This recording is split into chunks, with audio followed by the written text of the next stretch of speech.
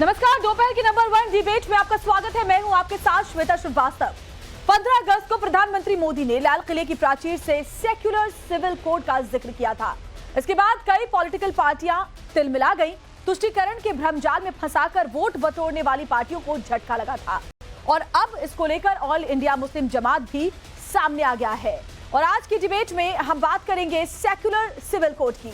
All India Muslim जमात ने UCC का विरोध किया है और सिर्फ इतना ही नहीं, उन्होंने इसका तोड़ भी निकाल लिया है। मौलाना शहाबुद्दीन रजवी ने संसद में पैगंबर इस्लाम बिल लाने की बात कह दी है।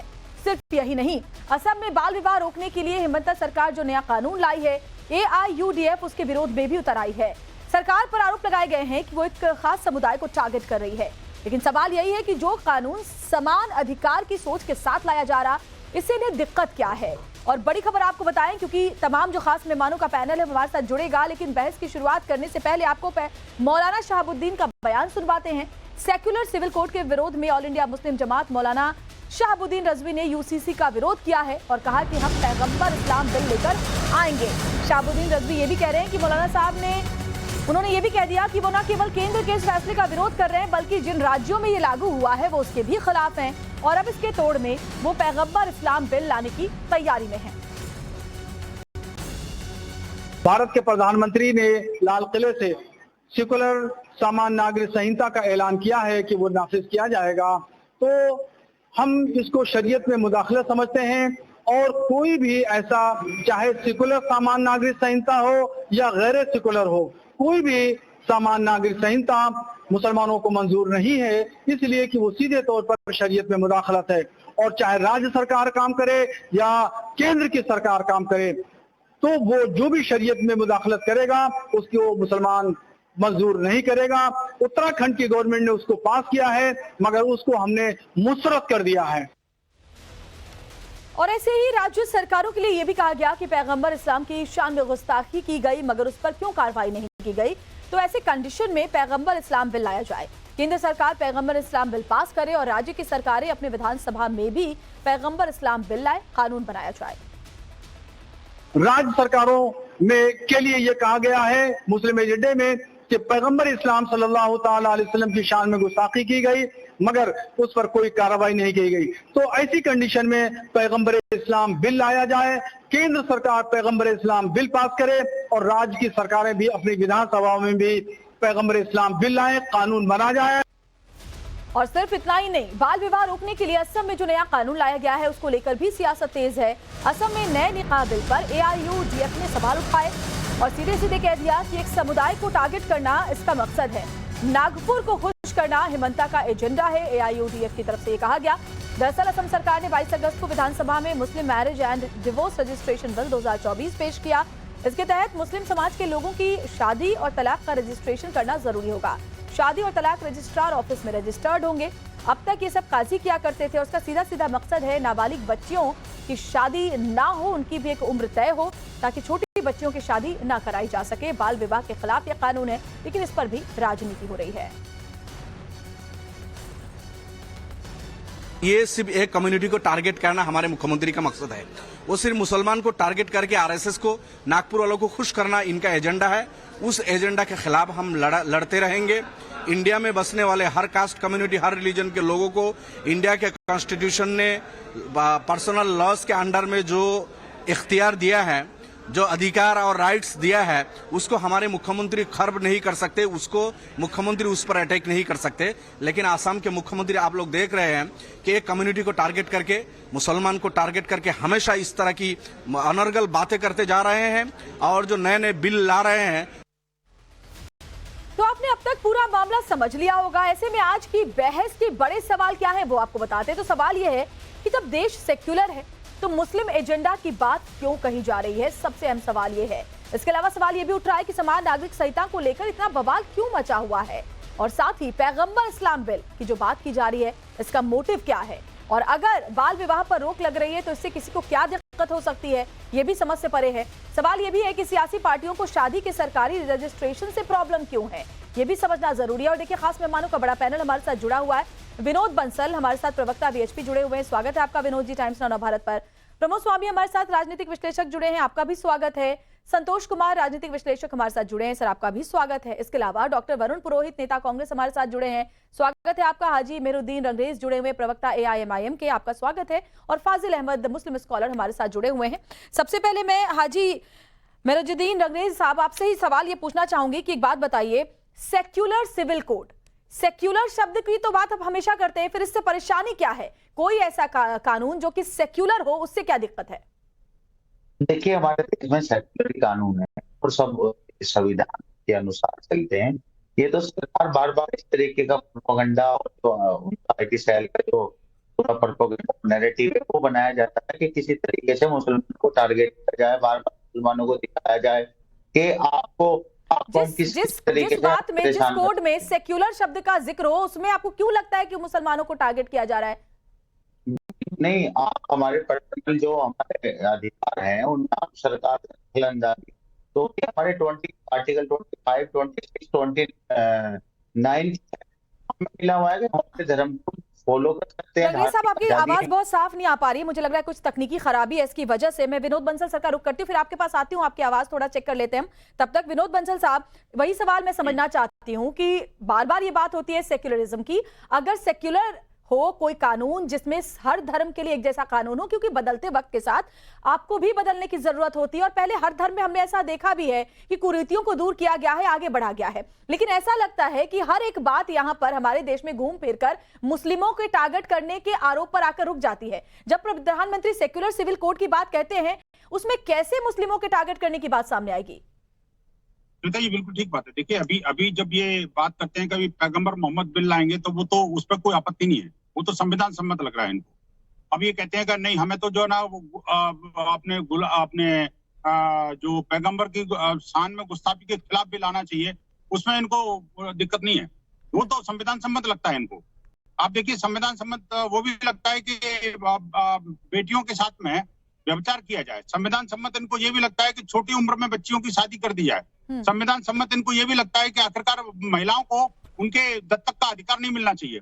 संविधान सम्मत शायद इनको ये भी लगता है कि भाई देश की बेटियों को, बहनों को, उनकी प्रॉपर्टी में राइट नहीं मिलना चाहिए।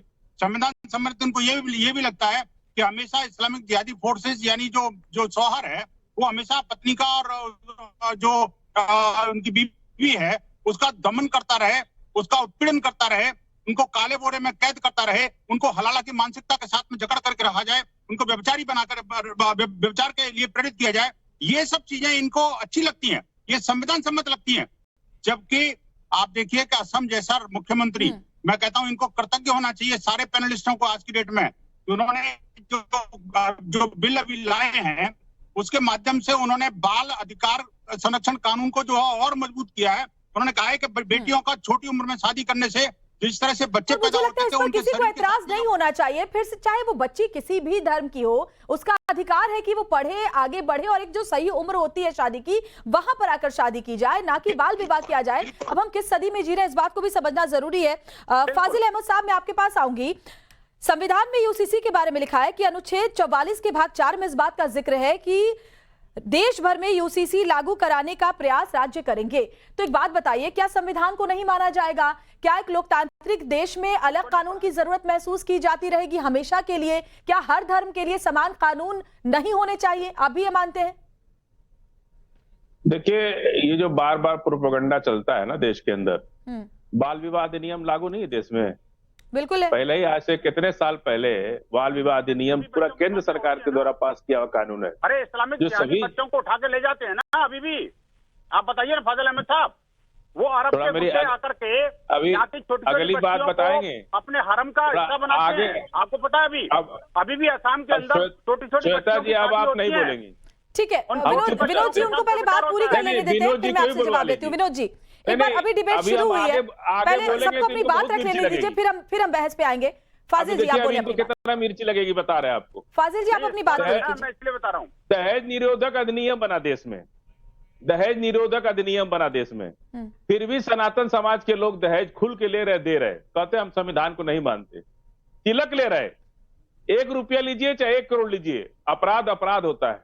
मेहर नहीं ले रहे, मेहर नहीं ले रहे, महर लेना गुनाह नहीं है। अच्छा, महर देता है लड़के वाला, लड़की को देता है, लड़का दे या लड़की लेता दे, नहीं। आप फिर वही नहीं, जेंडर नहीं, पर आ गए। महर सुन बात तो लीजिए। यही है फाजिल इस्लाम, साहब, अब हमेशा देखिए, ये आरोप मैंने लगते हैं कहा कि था कोई ना भी कि ऐसा मिर्ची कानून लगेगी। जो मुस्लिम मैंने महिलाओं कहा के था हक कि की मिर्ची बात लगेगी कहता आप हो, लोग को, लग गई इससे मिर्ची। मिर्ची लग जाती है मुस्लिम अब सुन संगठनों को। लीजिए, फाजिल साहब अब देख लीजिए, ठीक है। महर हाजी जो है ना, हाजी मेहरुद्दीन अल्लाह ने रंगेश कहा जी, है, अगर सुन आपकी आवाज लीजिए, एक बार अरे फिर से सुनिए मैं ना, कोशिश श्वेता करूंगी जी, अब तक फिर अगर साफ परेशान आ हो गया। पाए तो नहीं, हमेशा नहीं, आरोप ऐसा ये नहीं लगते हैं। होगा। मैं आती हूँ फाजिल नहीं, साहब, नहीं, नहीं, अभी ठीक है देखिए, आप रंगेश सही बात बोले जी, तो आपको मुस्लिम दिक्कत हो महिलाओं गई। के हक की जहां नहीं, पर भी नहीं, बात एक होती है, मिनट मुस्लिम बेटियों की नहीं, जहां नहीं, पर भी सुन हक की लीजिए। बात होती है, फिर चाहे हम तीन अल्लाह तलाक ने- की बात कर ले, हमारे नबी वक्फ ने बोर्ड में कहा महिलाओं कि की लड़की भागीदारी की बढ़ने शादी की बात लड़के कर ले, वाले के पैसे असम में से जो होगी। बाल विवाह के खिलाफ नहीं, कानून नहीं, पास हुआ उसकी बात ऐसा कर ले। नहीं चलता है। हमेशा मुस्लिम संगठनों को मेरा परेशानी पूरा होने लगती है। लीजिए। दिक्कत किस बात की है नहीं, नहीं, कि मुस्लिम पूरा महिलाएं लीजिए हमेशा पहले। घर के अंदर कैद रहे, इस नहीं, बात से। मुस्लिम महिला की हम बात कर रहे हैं। रंगरेज साहब, जब महर हम लोग इसलिए देते हैं, अल्लाह ने रंगरेज कहा साहब। कि लड़के वाला जिम्मेदारी उठाएगा लड़की की, उस पर आप बात करने से बात काट दिया आपने।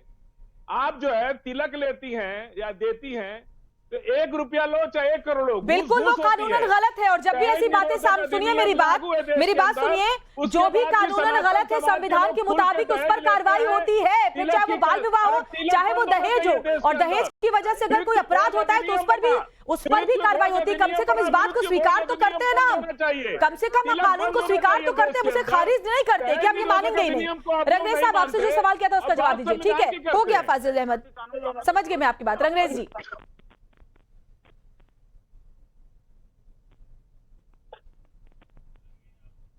रंगरेज जी बोलिए, अगर आपकी आवाज पहले क्लियर नहीं आ रही थी, आप एक बार बोले। तो रंगरेज जी की आवाज साफ नहीं आ रही, कुछ तकनीकी दिक्कत है। और सबसे अहम बात है प्रमोद स्वामी जी, कई मुस्लिम देश ऐसे हैं जहां पर यूसीसी लागू है, जैसे पाकिस्तान, इराक, ईरान, यमन और सऊदी अरब। लेकिन हिंदुस्तान में जब हम यूसीसी की बात करते हैं, बल्कि यूं कहे कि सेकुलर सिविल कोड की बात करते हैं, मुस्लिम संगठनों को आपत्ति शुरू हो जाती है। देखिए, बिल्कुल सही कहा, प्रधानमंत्री ने भी सेकुलर सिविल कोड की बात कही है। और भारत का जो संविधान है उसका अनुच्छेद 44 जो है उसमें भी सभी नागरिकों को समान अधिकार की बात उसमें भी कही गई है। लेकिन ये विडंबना है कि हमारे कुछ लोग जो हैं वो पैगंबर इस्लाम बिल की तो बात करते हैं, लेकिन वो सेकुलर जो सिविल कोड है उस पे उनको आपत्ति है। और संविधान के आर्टिकल 44 पे भी उनको आपत्ति है। तो ये देश तो शरीयत से नहीं चलेगा, ये देश संविधान से चलेगा। और संविधान से की बात जब हम कहते हैं तो ये पैगंबर इस्लाम बिल की बात कहने लग जाते हैं। तो और जो हमारा जो संसद है, संसद को अधिकार है कानून बनाने का। सुप्रीम कोर्ट भी कहता है कि आर्टिकल 162 के तहत संसद को ये अधिकार है कि वो कानून बनाए। तो जो अधिकार संसद का है वो पैगंबर इस्लाम बिल कौन लेके आएगा? ये कहाँ की संसद है? कौन सी संसद है जो पैगंबर इस्लाम बिल लेके आएगी? और भी मेहमान है जो इंतजार करें, मैं आऊंगी, लेकिन फाजिल अहमद साहब से बहुत छोटा सा ये जवाब ले लेती हूँ। फाजिल अहमद साहब, क्या है ये पैगंबर इस्लाम बिल, जरा बताइए, और कैसे ये देश में आने की आप बात कह रहे हैं? देखिए, उत्तराखंड के अंदर यूसीसी आया, वहां आदिवासियों को निकाल दिया गया यूसीसी क्या से। यूसीसी किसी खास धर्म के लिए था वहां उत्तराखंड में, या सबके लिए समान था? आप किसी खास धर्म के लिए बिल लाने की बात कैसे कर सकते हैं? आदिवासियों को उससे बाहर कर दिया गया और एक ही लड़की से 5 भाई की शादी करा दी जाती है। किसने कह दिया बाहर कर दिया? किसने? ये एक नेशनल टीवी चैनल पर सही है क्या? कैसी आप लड़की से 5 भाई की शादी अरे इनके नाम क्या है? इस्तेमाल उठाइए। और जब भी कोई अच्छा कानून आता है, ये बेकार में जो है ना ये कानून अफवाह उड़ा रहे हैं। बिल्कुल बेसिल की बात मत कीजिए फाजिल अहमद, आप तैयारी के साथ नहीं आए हैं। मैंने आपसे ये पूछा कि ये जो बिल लाने की बात की जा रही है उसका क्या मकसद है, क्या मोटिव है उसका, और क्या आप चाहते हैं उस बिल में हो? जब यूसीसी आया, ये तो झूल रहे हैं। जब यूसीसी आया तो अच्छा कानून जब भी देश में बनता है तो आदिवासियों को, दलितों को बाहर क्यों कर दिया जाता है? हम तो ये पूछना चाह रहे हैं। किसने बाहर किया? कौन सा आदिवासी बाहर हो गया? आदिवासी कहाँ बाहर? उसमें आदिवासी ट्राइब उत्तराखंड से बाहर कर दिया यूसीसी। ये वकील है ये मदरसा क्या वकील है लगता है? अरे मदरसा जी, अरे आप लोग कहाँ पढ़े हैं? भ्रम मत फैलाइए फाजिल अहमद, भ्रम मत फैलाइए। मैं रंगरेज साहब क्योंकि जुड़ गए हमारे साथ। रंगरेज साहब, मैं आपसे जानना चाहूंगी ये पैगंबर इस्लाम बिल क्या है, क्या इसका मोटिव है, क्या कहना चाहते हैं आप इसके जरिए, और क्या चाहते हैं इसमें?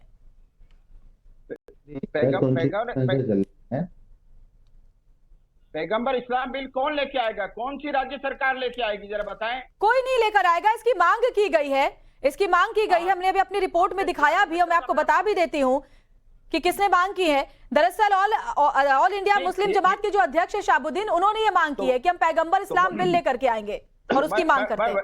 मैं वही कह रहा हूँ कि उनको अधिकार नहीं है ना, ये तो राज्य सरकार या केंद्र सरकार लेके आ सकती है। और एक लोकतांत्रिक देश में इस तरह की बिल की का कोई औचित्य भी नहीं बनता। कोई भी बिल इंट्रोड्यूस कर सकता है। चंद्रशेखर रावण लेके आएंगे बिल, क्या दिक्कत है? पप्पू यादव लेके आएंगे। कैसी बातें फाजिल जी, आप बिना बात की बेतुकी बातें कर रहे हैं। ठीक है हो गया फाजिल जी, बाकी भी पैनल के लोग हमारे साथ जुड़े हुए। रंगरेज साहब, आपसे सवाल मेरा ये था, क्योंकि आपका कनेक्शन कट गया था, कि कोई भी ऐसा बिल या कोई भी ऐसी बात जो मुस्लिम महिलाओं के हक में होती है, उसका विरोध जाहिर तौर पर मुस्लिम संगठन करते हैं, फिर चाहे वो 3 तलाक की बात हो, वक्फ बोर्ड में महिलाओं की भागीदारी की बात हो, या फिर जैसे अब हम कभी भी असम की अगर हम बात कर लें तो नाबालिग बच्चियों को शादी से रोकने की बात हो। ऐसा लगता है जैसे मुस्लिम महिलाओं को उनका हक मिले, ये मुस्लिम संगठनों को नागवार गुजरता है। रंगरेज साहब, मैं ये कह रहा हूँ कि सरकार जो है, ये तो मुसलमान भाजपा की सरकार है, में और इनके पर्दे ज्यादा सरकार है जो खुली दुश्मनी के ऐलान करते हैं मुसलमान। बाकी आप ये समझ हेमंता बिस्वा क्या कहते हैं कि मैं जो है करोड़ की करता हूँ। रंगरेज साहब माफ कीजिए, आपकी तकनीकी खराबी की वजह से बात बहुत साफ आ नहीं पा रही हम तक। कुछ टेक्निकल प्रॉब्लम है मुझे लगता है। मैं एक बार बोलती हूँ पीसीआर से कि फिर से आपको कनेक्ट करने की कोशिश करें, आपकी आवाज साफ हमारे पास आ नहीं पा रही। संतोष कुमार जी, एक लोकतांत्रिक देश जो विश्व का सबसे बड़ा लोकतंत्र जिसे हम कहते हैं, वहां पर अगर हम समान नागरिक संहिता की बात करते हैं, सेक्युलर सिविल कोड की बात करते हैं, तो क्यों मिर्ची लग जाती है? अगर हर धर्म के लोगों का सबका साथ सबका विकास की बात केंद्र सरकार करती है, लेकिन ऐसा लगता है कि कुछ मुस्लिम संगठन चाहते ही नहीं कि उनकी महिलाओं का विकास हो, उनका विकास हो। वो दरअसल ये दिखाते हैं कि निचले तबके के मुस्लिमों के वो हमदर्द है, मगर असल में ऐसा है नहीं। मैं ये बोलना चाहता हूँ कि इस देश में जो सिर्फ एक धर्म की बात करे, चाहे मुस्लिम धर्म की बात करे या हिंदू धर्म की बात करे, वो इस धर्म का दुश्मन है। और देश में एक संविधान है और एक कानून सबके लिए होना चाहिए। सारे लोग देश के नागरिक हैं और इंसान हैं। तो इंसान में कौन बड़ा है और किसको विशेष छूट मिले? विशेष छूट ऑलरेडी मिला हुआ आपको अपने धार्मिक मामले में, लेकिन संपत्ति का अधिकार हो, शादी का अधिकार हो, आप किसी को प्रताड़ित कीजिए, औरत हो पुरुष हो, सबके एक अधिकार होने चाहिए। और ऐसे ही लोग थे जो देश के विभाजन के लिए जिम्मेवार थे।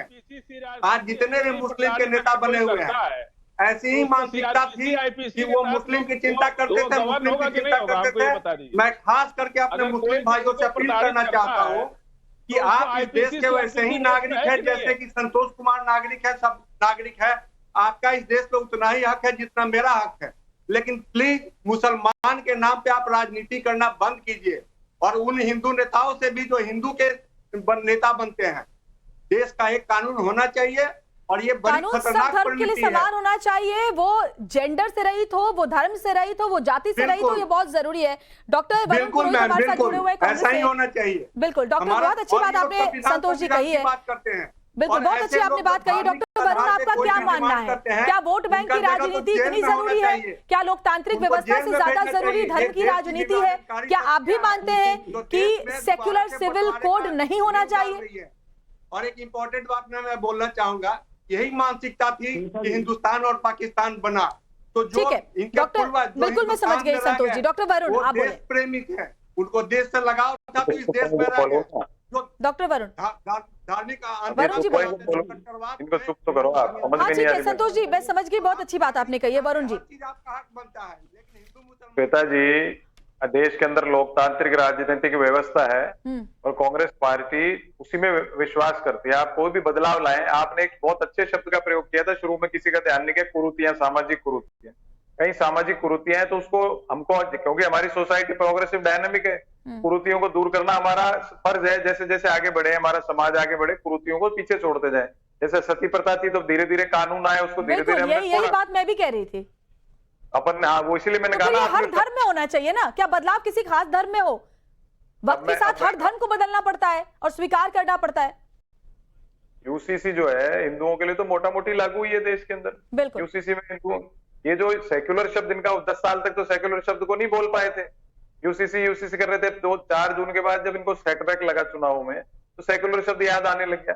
देखिए, आपको कोई भी कानून लाना है, कोई भी बदलाव लाना है, तो आपको सामाजिक लोगों से अपने पक्ष, सबका पक्ष सुन करके एक डेमोक्रेटिक वे में, क्योंकि संविधान में भी लिखा है कि एंश्योर करना है, कैसे करना है, प्रयास करके करना है, लोगों से कंसल्टेशन करके करना है। तो ये फोर्सिबली लागू करोगे तो कोई भी बिल आता है तो कंसल्टेशन करके ही आता है। लोकतांत्रिक व्यवस्था में तो बिल ऐसे तो पास होता नहीं ना डॉक्टर वरुण। वक्फ बोर्ड के समय में भी संशोधन में यही हुआ, ये तो होता ही है, ठीक है। पर नंबर गेम होता है, नंबरों से पास हो जाता है, लेकिन एक राजनीतिक पॉलिटिकल विल होती है कि मुझे सबको साथ को लेके चलना है। मोदी जी की जब देश में पैगंबर इस्लाम बिल लाने की बात हो जाए, जब हर चीज का विरोध शुरू हो जाए, वक्फ बोर्ड में संशोधन तक को स्वीकार नहीं किया जाए, जब 3 तलाक में और नाबालिग बच्चियों की शादी को लेकर विरोध होना शुरू हो जाए, उस वक्त आपको लगता है कि ये चीज संभव है। ठीक है, बहुत देर से रंगरेज साहब कुछ कहना चाहते हैं। रंगरेज साहब, मैं आपसे ये समझना चाहती हूँ कि मुझे ये बताइए कि असम में जो बात सामने आई, असम में जो असम सरकार ने बड़ा कदम उठाया है, उसमें अगर मैं एकदम फैक्चुअल आपसे बात समझना चाहूँ, किस बात से आपको दिक्कत है? फिर मैं जवाब विनोद जी से भी लूंगी उसका। देखिए श्वेता जी, अगर कोई ये बार बार कहते हैं कि हमारे देश में समान नागरिकता नहीं है, तो मैं पूछना चाहता हूँ, अगर विनोद बंसल कोई अपराध करते हैं और मैं अपराध करता हूँ, क्या मेरे को अलग सजा मिलती है, उनको अलग सजा मिलती है? पूछिए जरा। बिल्कुल नहीं मिलनी चाहिए। ठीक है, एक तो जो भ्रम फैला रखा है, अरे सर रुकिए, खामोश होइए सर, अभी आप खामोश होइए, अरे मेरी बात सुनिए, खामोश रहिए भाई। क्या हो गया आपको? क्या करता हूँ ऐसे डिबेट, क्या करता हूँ मैं? सीधे सुनने वाले डिबेट नहीं करता हूँ मैं। शादी नहीं कर सकता। आप पांच शादियां करके 5 बच्चे पैदा कर सकते हैं। मुझे वो अधिकार नहीं है भाई। अगर मैं दूसरी शादी कर लेता हूँ तो मुझे जेल की बात नहीं पड़ेगी। और मैंने शादी कर लेते हैं तो उनको अलग सजा, आपको कोई सजा नहीं मिलेगी। कैसी बात कर रहे हो यार? अरे नेशनल टीवी चैनल पर आप जो है झूठ मत परोसिए। अरे हम माननीय सर्वोच्च न्यायालय ने खुद कहा है कि इस शरीयत के कानून के कारण देश के। विनोद बंसल जी, आपका नेटवर्क शायद थोड़ा कम है, तो आपका वीडियो फ्रीज हो चुका है, आपकी आवाज तो हमारे पास आ रही है विनोद जी, ठीक है। रंगरेज जी, आपने मुझे फैक्चुअल बात नहीं कही। अब मैंने आपसे सीधा सीधा सवाल पूछा कि किस बात से दिक्कत है, किस बात से आपको लगता है कि धर्म में यह हस्तक्षेप होगा? देखिए श्वेता जी, हमें धार्मिक आजादी मिली हुई है, आर्टिकल 25, 26, धार्मिक आजादी तो हमारा संविधान देता ही है। वो आपके उसमें खलल कहाँ पड़ रही है? किस बात से खलल पड़ रही है, वही तो समझाइए ना।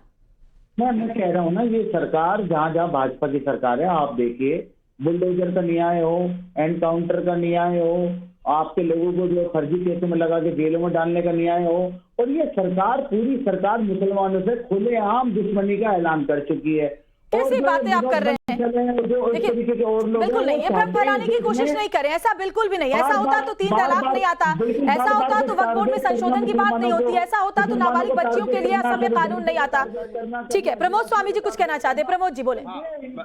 प्रमोद जी जवाब देंगे कि आसाम जो मुस्लिम विवाह और तलाक पंजीकरण अधिनियम 1935, इसको रद्द करके Assam compulsory registration of Muslim marriage and divorce bill 2024 introduce किया गया है।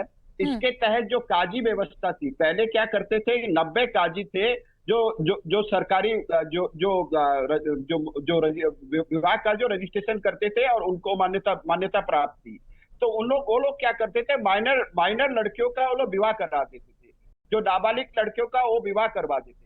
तो अब इस कानून के तहत जो पंजीकरण होगा वो सरकारी कार्यालय में होगा और सब रजिस्टर उसका पंजीकरण करेगा।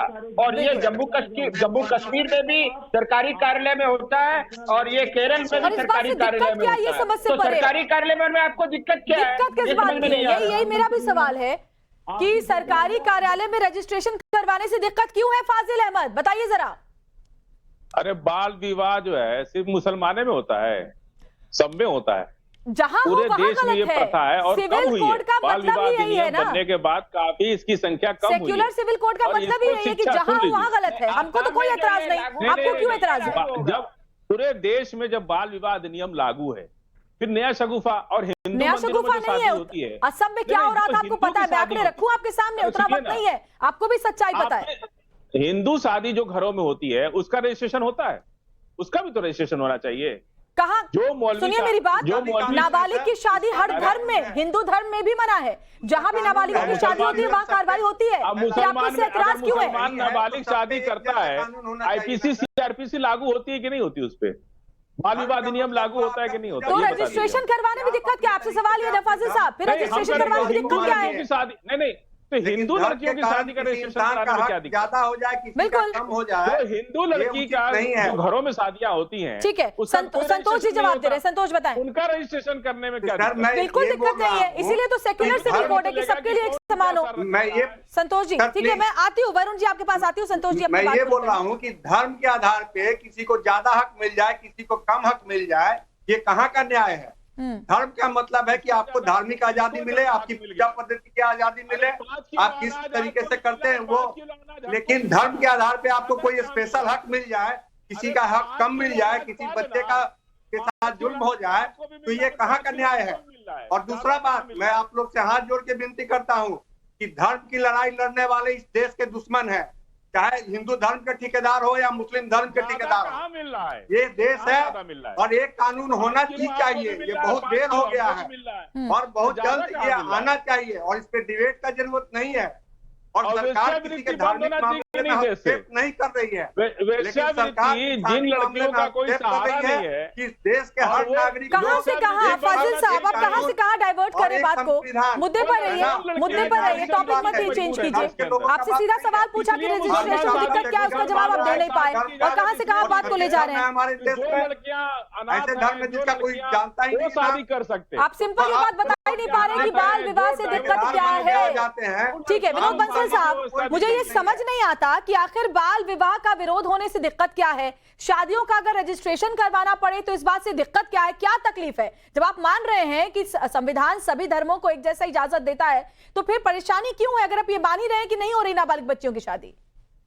श्वेता जी, मैं ये बात एक रिक्वेस्ट करना चाहूंगा आपके चैनल को कि भी कुछ पैनलिस्ट को आने से पहले कुछ ट्रेनिंग दे दी जाए कि मेरा सब्जेक्ट मैटर ये है, इस सब्जेक्ट के बाहर नहीं जाओगे, अगर जाओगे तो पेनल्टी लगेगी, क्योंकि कुछ लोग आपके डिबेट का एयर टाइम खाने की कोशिश कर रहे हैं। मैं आपको बताऊं, देखिए कि ये जो लोग हैं ये कहते हैं कि जो उत्तराखंड में कानून बना उसमें ये नहीं है वो नहीं है। अरे पढ़े लिखे नहीं है, पता नहीं समझ नहीं आ रहा, मदरसे सीधे चले आ रहे हैं।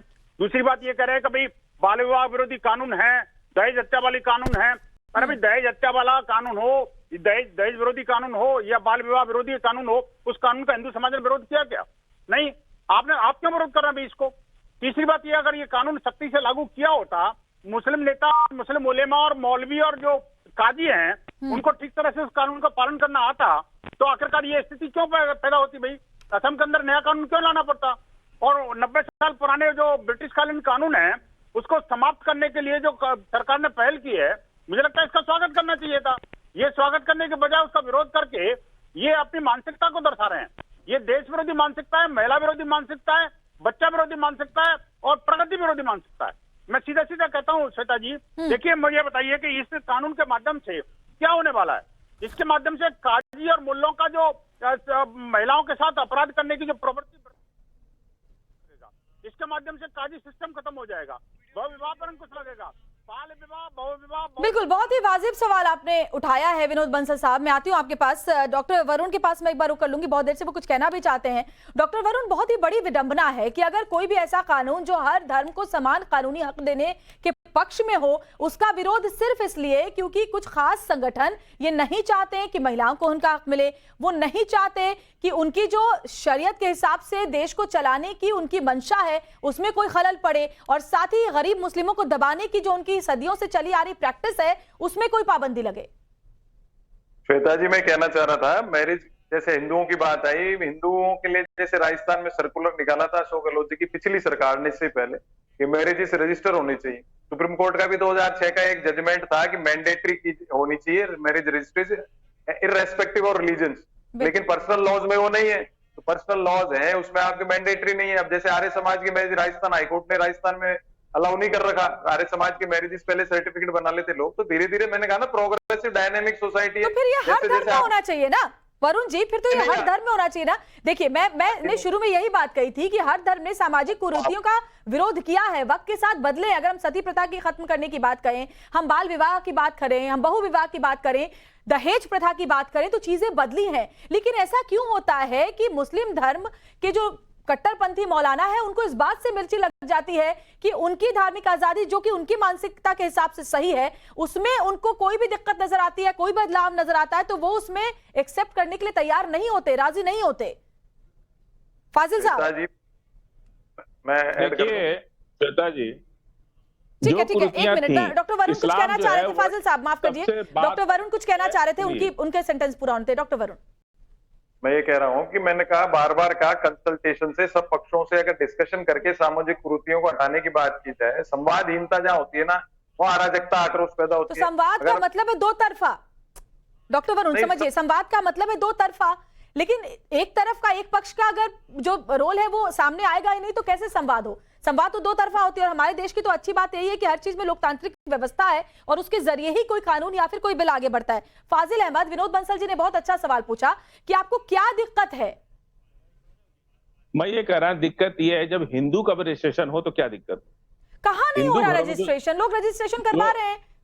अरे कहाँ करा रहा है? घरों में शादी होती है, उसका रजिस्ट्रेशन होता मुझे है। एक बात बताइए, आपको क्या दिक्कत है घरों में रजिस्ट्रेशन शादी करवाने से? होती पहले है। ये बताइए, नहीं, फिर मैं मेरी बताती हूँ। बात चलिए सुनिए। आप क्यों पहले बताइए आपको क्या दिक्कत है रजिस्ट्रेशन? आप अपनी बात कर नहीं रहे। मंदिरों में शादी हो नहीं, रही नहीं, है, नहीं, नहीं, ऐसे जो नहीं घरों में चलेगा। शादी हो रही है उसका रजिस्ट्रेशन नहीं करा नहीं, रहे हैं मीठा आप। मीठा गप गप कड़वा तभी तो कड़वा मालूम तू ऐसे चलेगा नहीं कि चलेगा। नाबालिग लड़की की फाजिल शादी साहब कौन मुझे करवा बताइए रहा ना, है? आपको रजिस्ट्रेशन से दिक्कत क्या है? आप बताइए, फिर मैं जवाब देती हूँ। हम लोग का ऑलरेडी रजिस्ट्रेशन होता है, जो काजी हमारे शादी कराते हैं अरे उनका काजी क्यों रजिस्ट्रेशन शादी होता है। कराएंगे भाई? मुझे तो अरे ये नहीं समझ में सरकार आता ने- संवैधानिक देश में एफिडेविट जो बनाते हैं वकील, सरकारी सिस्टम में जाने से क्या परहेज है? आप बताइए, फिर मैं विनोद बंसल जी से जवाब लेती हूँ। आपको शादी के रजिस्ट्रेशन से दिक्कत क्या है? आपको नाबालिग बच्चे की शादी ना हो उससे दिक्कत क्या है? क्या है? सनातन धर्म के लोगों को क्या दिक्कत है रजिस्ट्रेशन किसको कराने दिक्कत से? है? किसी को दिक्कत नहीं है। हमने बदलाव को हमेशा स्वीकार किया है। नहीं, बिल में लावे कि जितनी भी शादी होगी सबका रजिस्ट्रेशन होगा। ठीक है, सबका हो रहा है ये ना? वाजिब बात है। अब आप सबको मुझे लेना। बताइए, आपको रजिस्ट्रेशन से क्या दिक्कत है? मुसलमान करते रहते हैं। फाजिल जी, और आपको दूसरी क्या बात, दिक्कत है? क्योंकि असम के आंकड़े जो कहते हैं उसके हिसाब से हम सुनिए। बात करते हैं। ठीक है विनोद नहीं, नहीं, बंसल साहब, जवाब दें। आपके दिमाग में जो जहर भरा हुआ है ना, आप उस पर बात करते हैं। किसी के दिमाग में जहर नहीं भरा हो। जहर होता तो पर्टिकुलर एक धर्म के लिए कोई बिल आता। हम सेक्युलर सिविल कोड की बात नहीं करते विनोद बंसल साहब। जो घरों में शादियां हो रही हैं उनका कहाँ रजिस्ट्रेशन होता है? होता है कहीं रजिस्ट्रेशन? उसका भी तो रजिस्ट्रेशन कराए, तभी तो मालूम चलेगा कि कौन सही कर रहा है, कौन विनोद गलत कर बंसल रहा जी है। ये कह रहे हैं कि फिर हर धर्म के लिए रजिस्ट्रेशन जरूरी क्यों नहीं? हर शादी के लिए रजिस्ट्रेशन जरूरी हो?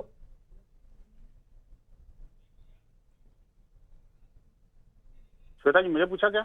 जी विनोद जी, एक बार दोबारा पूछे, मेरा थोड़ा लाइन वो डिस्कनेक्ट हो ये गई थी। फाजिल साहब ये कह रहे हैं कि फिर हर धर्म के लिए शादी के लिए रजिस्ट्रेशन अनिवार्य क्यों नहीं है, सिर्फ मुस्लिमों है के ना। लिए? बिल्कुल है। अरे है भाई, श्वेता जी इनको बताइए जरा, थोड़ा पढ़ के आए। मैं वही बात उनसे कह रही हूँ कि है नहीं श्वेता रजिस्ट्रेशन। जी, श्वेता जी मैं शुरू से कह रहा हूँ, एक्चुअली मेरा विनम्र निवेदन है कि देखिए आपके एयर टाइम को खाने वाले ऐसे पैनलिस्टों को थोड़ा बाहर करिए। ये कहने को तो एडवोकेट हैं, लेकिन पढ़े एक्चुअली मदरसे से हैं, इसलिए इनको न तो उत्तराखंड के बारे में पता, न असम के बारे में पता, न धरती के बारे में पता, न आकाश के बारे में पता। अब मुझे बताइए, इनकी समस्या ये है कि अपने कुकर्मों को छिपाने के लिए ये बेटियां जो है ना बहु विवाह का बाल विवाह का दंड झेलती रहे। असम की बेटियां अपने हलाला जैसी प्रथाओं के कारण जो है ना, ये काजी और मौलाना मुल्लों के हाथ की कठपुतली बनती रहे। ये चाहते हैं कि काले बोरे में कैद रहें देश की बेटियां। अब ये नहीं हो सकता भैया, चाहे वो बेटी मुसलमान की है, हिंदू की है, सबको समान अधिकार मिलने वाले हैं। आप देखिए, मुझे बताइए कि आखिरकार ये नारियों को दत्तक का अधिकार, नारियों को तलाक का अधिकार, नारियों को भरण पोषण का अधिकार, उसमें संपत्ति में अधिकार, और ये बताइए किचन में जला के मारता कौन है? रंगरेज साहब जवाब दें। ठीक है फाजिल जी, मैं समझ गई। रंगरेज साहब आप जवाब दें इस बात का, क्या दिक्कत है अगर मुस्लिम महिलाओं को, बेटियों को उनका हक मिले? क्यों परेशान हो जाते हैं आप लोग? दहेज सुनिए, किचन में फाजिल जी हो गया। रंगरेज साहब आप जवाब दें। किचन में जला के मार देते जिनको हैं। दहेज के लिए मार दिया जाता है क्या? उनको भी इंसाफ मिलना चाहिए। क्या उस पर सजा नहीं होती? क्या हिंदू धर्म के किसी भी शख्स ने इस बात का विरोध किया है कि हम ये नहीं मानेंगे कानून? सरकार का काम है सबको इंसाफ सुनिए, देगा। यहाँ पर आप लॉ एंड ऑर्डर की बात मत लाइए, क्राइम की बात मत लाइए, आप मानसिकता की बात लाइए। क्राइम किसी भी धर्म में हो, उसकी गुनाह निश्चित है और वो सजा मिलती है। हिंदू और मुसलमान, सिख और ईसाई का इंसाफ नहीं हो सकता, सबके लिए एक इंसाफ हो सकता है।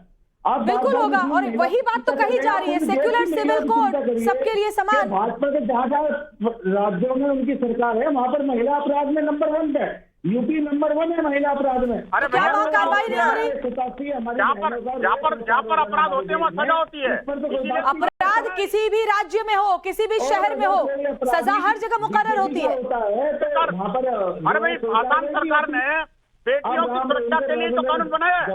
अगर आप अपराध करोगे, छोटी छोटी मासूम बच्चियों को अपने हवस का शिकार बनाओगे, छोटी छोटी बच्चियों को निकाह करके अपहरण करके ले चले जाओगे, सरकार छोटी-छोटी बच्चियों को मार रहा मुझे है। रंगरेज साहब, मुझे एक बात समझ नहीं आती, मैंने कई दफा आपसे पूछा, ठीक है कांग्रेस से जो हमारे साथ जुड़े हुए डॉक्टर वरुण, वो भी कुछ दिखाना चाह रहे हैं। डॉक्टर वरुण, क्या दिखा रहे हैं आप, क्या बताना चाह रहे हैं?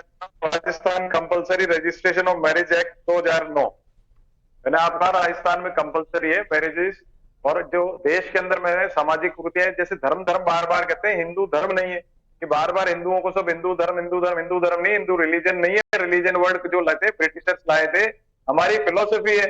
हमारे यहाँ विभिन्न प्रकार की, मैंने कहा ना, प्रोग्रेसिव डायनामिक सोसाइटी है। और जो यूसीसी की जगह कभी सेक्युलर कोड, ये कोड, वो तो डेफिनेटली मुसलमानों को टारगेट करने के लिए किया जा रहा है। कैसे हिंदुओं में तो कैसे लग रहा है आपको, स्पेसिफिक बताइए। हिंदुओं के ऊपर तो यूसीसी लागू है। आप इसको फैमिली लॉज में संशोधन की बात करते हैं, कंसल्टेशन करते हैं मुसलमानों से। तो आप चाहते हैं कि देश संविधान से नहीं शरीयत से चले? से ही चलना चाहिए, संविधान में ही कंसल्टेशन का प्रोविजन है, जब भी तो लोग। तो कंसल्टेशन की बात से कौन इनकार कर रहा है? क्या प्रधानमंत्री ने जब से सेक्युलर सिविल कोड की बात की तो कंसल्टेशन से इनकार किया? भ्रम मत फैलाइए कम से कम सर। संतोष जी बताइए, भ्रम मत फैलाइए सर दर्शकों के बीच। संतोष जी, मैं ये बोलना चाहता हूँ कि एक तरफ तो ये लोग डिमांड करते हैं कि भैया सबको एक समान हक मिले, एकता की बात करते हैं, और दूसरे तरफ देश को तोड़ने की बात करते हैं। जो भी विद्वान स्कॉलर बैठे हुए हैं यहाँ पे, उनसे मेरा निवेदन है कि वो सिर्फ मुसलमानों की बात क्यों कर रहे हैं, तो देश की नागरिक की बात करें ना। और जो पूजा पद्धति और कानून का फर्क समझना चाहिए। आपके धार्मिक मामले में किसी ठीक है, विनोद बंसल साहब फटाफट से आप कुछ कहना चाह रहे हैं? सरकार भी धार्मिक देखिए मैं ये कहना चाहता हूँ कि जब समानता की बात आती है तो इनको इस्लाम नजर आता है। जब समान अधिकारों की बात आती है तो इनको विशेषाधिकार चाहिए होते हैं। आप मुझे बताइए, जब सेकुलर सिविल कोड की बात आ रही है तो इनको पैगम्बर मोहम्मद बिल चाहिए। अरे भैया, ये दिमाग स्वप्न देखना बंद कर। बहुत सिलेक्टिव अप्रोच है, बिल्कुल विनोद बंसल साहब, मुझे लगता है बहुत सिलेक्टिव अप्रोच है। जिस चीज में आपको लगता है आपके फायदे की बात है तो संविधान की दुहाई दे देते हैं, और जहां आपको लगता है कि हमारी जो धार्मिक स्वतंत्रता है जो आपके हिसाब से सही है, उसमें कोई भी जरा सी दखल होती है तो फिर आपको लगता है कि नहीं हमारे लिए तो अलग नियम होने चाहिए। भाई, हम तो देश के नागरिक जरूर हैं, लेकिन सब नागरिकों की तरह से हम कानून नहीं मानेंगे। ये हमारी धार्मिक आजादी में दखल है, जिसकी एक भी दखल की बात आप लोग बता नहीं पाए। ना तो फाजिल साहब बता पाए, ना रंगरेज साहब बता पाए, ये बता ही नहीं पाए कि उनकी धार्मिक स्वतंत्रताओं में कैसी दखल है। चलिए, बहुत बहुत शुक्रिया आप तमाम मेहमानों का हमारे साथ